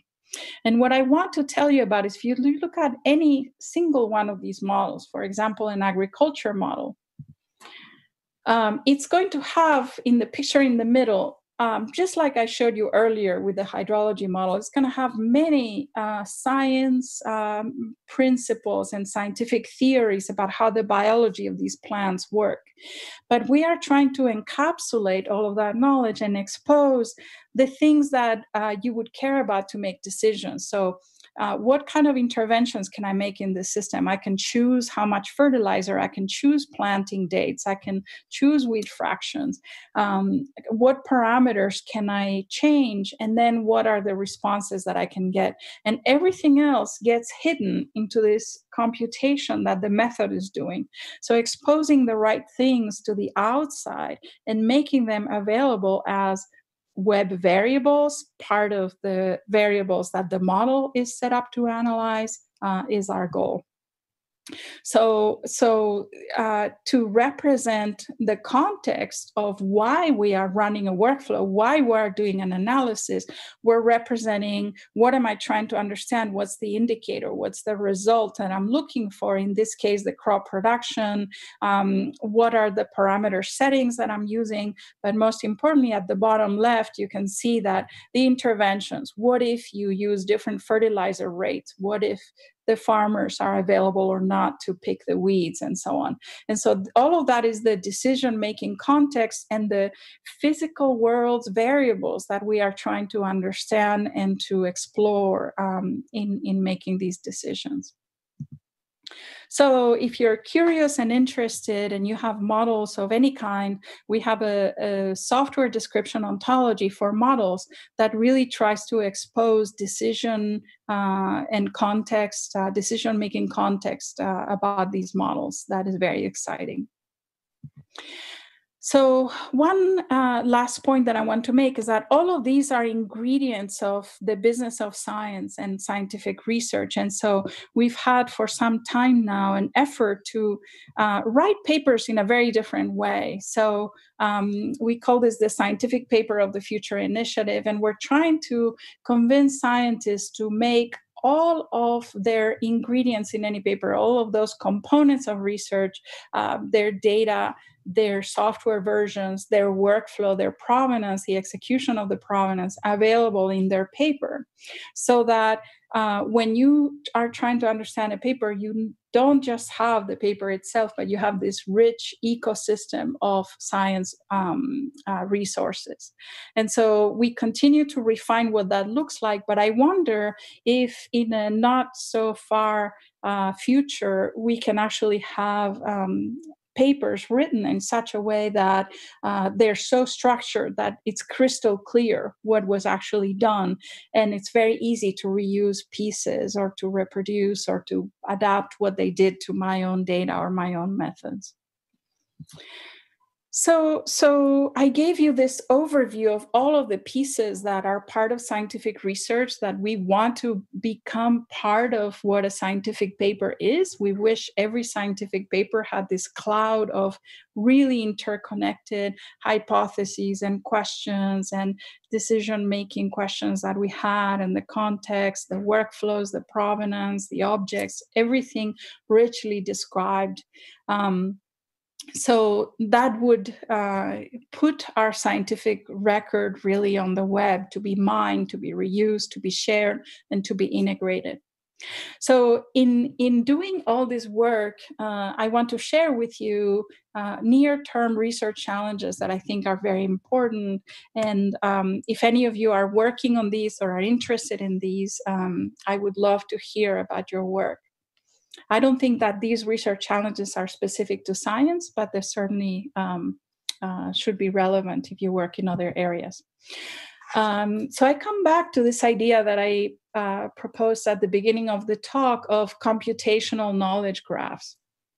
So these are knowledge graphs that don't just have objects and relationships, but they actually include some computational ability to make inferences about new variables or new data that we want to generate, that we're interested in. And so the structure of these graphs, they're not just variables, they can be observed measurements or observed variables, and also inferred. They're connected through computational nodes that may connect several variables. And the inference would use any data about any of these variables to generate new data. The inferences could go any way, so you could have the computation could, given a result, tell you where it could have been generated, or the other way around. There may be many alternative paths to getting a value. There may be paths that are really truly causal that you could discover through inference. And for usability reasons, you would want to know what are the best models if you have options, what are the best computations to use. You would want to know the provenance of new values and new data that you have generated. And then finally, you would want to have an idea of the value of the computation. So these knowledge graphs are a very important ingredient, I think, of putting all of these science findings, all of these science processes and results in context on the web. So I think augmenting knowledge graphs with computation is a really interesting and very, very challenging area of future work. Another area that's very, very important is being able to credit authors and to track the provenance in terms of the contributions that different authors are making. And this is not just for increasing somebody's reputation or ownership of something. It's really to understand, can I trust this data set? Have many people used it? Today, we just really don't have that kind of data. And it's the first thing that scientists will ask you. It hasn't been used before, and how, and by how many, and so on. And so I think it's very important to be able to credit and track authorship and the sources of any information. Another research challenge is identity. And I think in science, it's not just identity, but this is to look for equality and also similarity. So we want to know if you have two experiments that use the same data, is it really truly exactly the same data, or is it similar enough, or is it one of them has a little bit better quality because it has been cleaned a little bit? So in what way is the same data set? Then you may have two methods that use the same software. Is it really the same version or different, or is it really exactly the same method or not? And all the way to trying to understand if two methods were implemented in completely different ways, but they really follow the same general steps, or maybe they test very similar hypotheses, or maybe the same hypotheses, so that you should be able to combine the evidence that they produce. So being able to deal with these questions of identity, equality, and similarity of all of these science entities is very important research challenge. And then finally, generating explanations that help us track how the result was generated and understand it, especially if it's going to be a highly distributed web of software that lives in different repositories and workflows that came from different places. How do I understand this artifact? How do I understand how a new result was derived? And so it's not just about generating an explanation that walks you through the process, but really customizing the explanations to different user backgrounds. They may have different focus. I want to understand the general method versus I want to really understand the data that was used. And then maybe different levels of detail depending on their interest. Not everybody wants to see everything.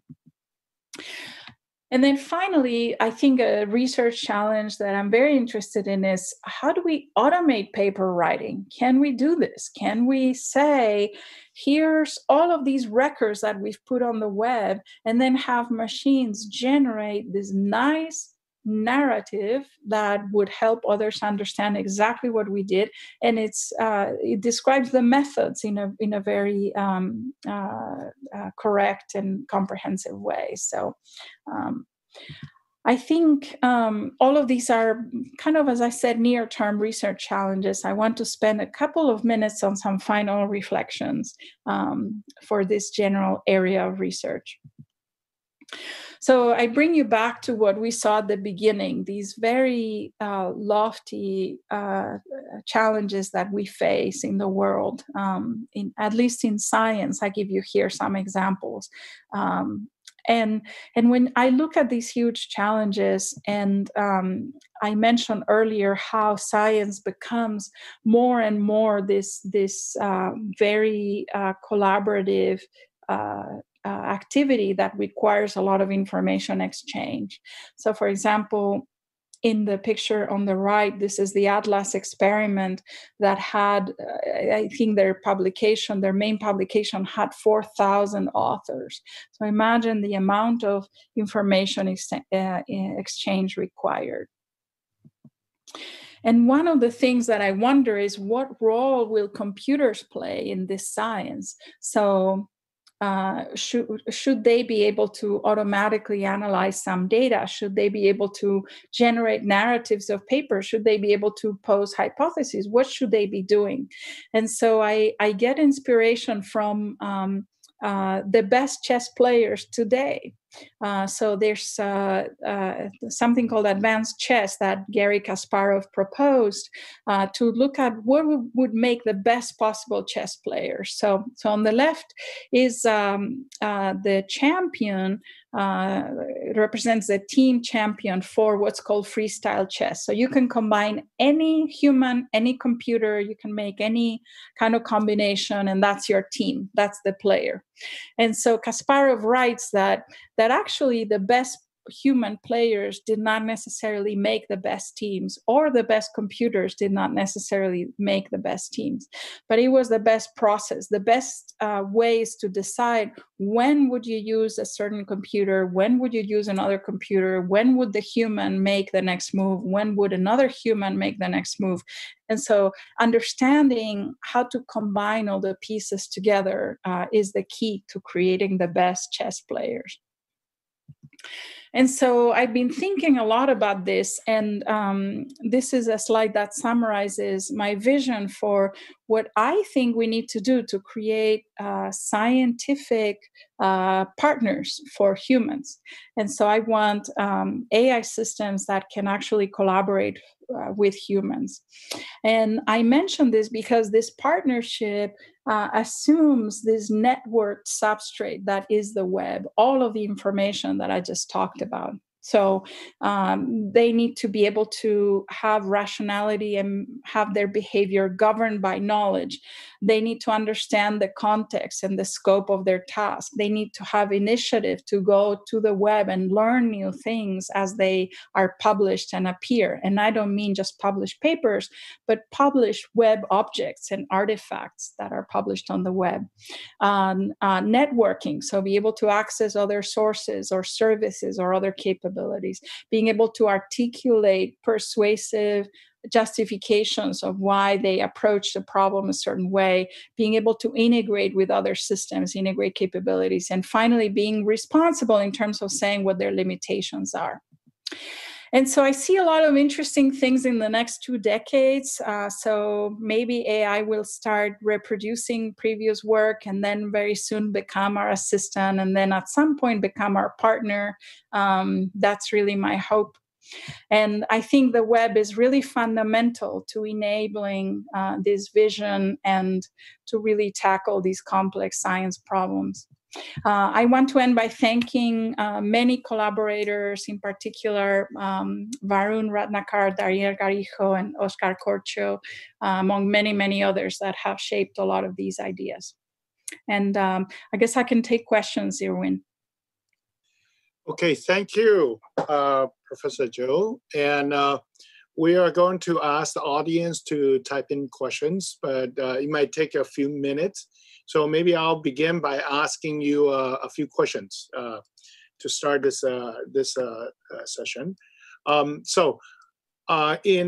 ACN Communications, August 2019, there was an article on the industry scale knowledge graph, okay, lesson and challenges. And I think that this is very interesting because this is really a real life, whereas us, we are doing theoretical research, right? And they're really doing large scale industry strength and type of system. What do you see the disparity between the research community and also the industry right now? Are we converging? Are we diverging? Or what's your view? What are the grand challenges for the industry actually? So that's a very, very good question. That article that you mentioned on knowledge graphs in industry is actually very interesting because it's the first time that I think we have seen from the point of view of the authors who were in different some of the largest tech companies, what they are doing with the knowledge graphs, how they are building them, what they are using them for, at least at a very high level. So one thing that I think is very, very important is that we continue to push for open knowledge content. So to me, the Wikidata effort is very significant because it does contain a very, very significant knowledge graph of entities of interest. All the knowledge is CC0 and openly available, and it is available to all of us. And so we need to continue to push those efforts and protect them from disappearing. I think also the the industry has a lot more resources to push for a lot more things, for a lot more effort. So I think their pace can be a lot faster when you're building a knowledge graph for a new purpose or for a new type of information. But I think that what you see in academia and in research efforts outside of industry is these innovations and these explorations that you may not see in other places. So I started the talk talking about crowdsourcing ontologies and crowdsourcing metadata. So that's an absolutely new idea. I think is very important for the web to enable this, to create these agreements. And these kinds of ideas a lot of times come from academia. A lot of innovation comes from academia. And so I'm hoping that we will continue to create collaborations and synergies, and it helps a lot in academia that knowledge graphs have been scaled up and proven so successful in industry.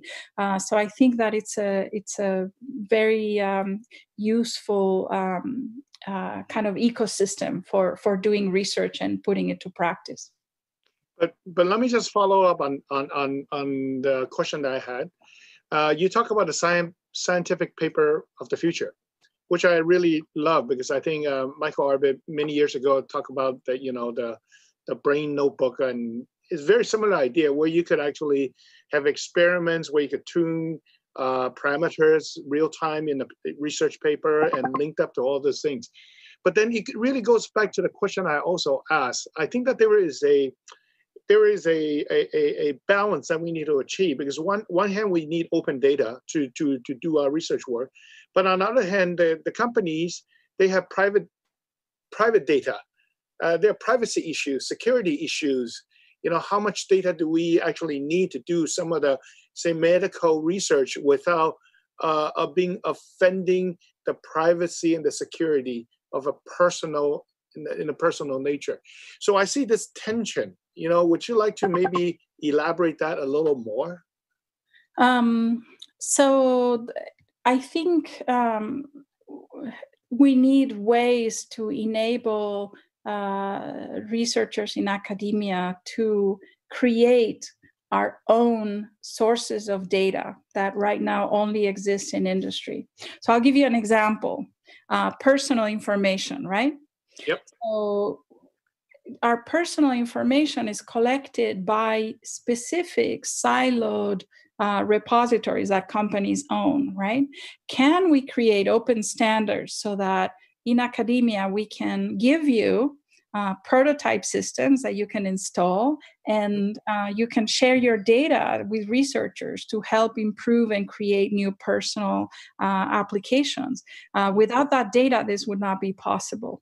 And so I think that in academia right now, we're lacking the access to a lot of data that you see very readily available in industry.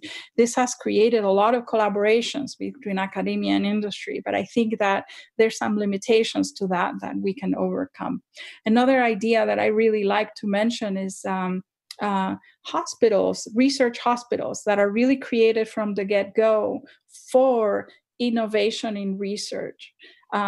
So rather than coming to a hospital that's already set up with a certain way in which hospitals are always run, can we create hospitals that are really geared towards the data sharing and the data innovation? So I think we have to be creative moving forward with respect to data availability and data sharing. And yeah. Okay.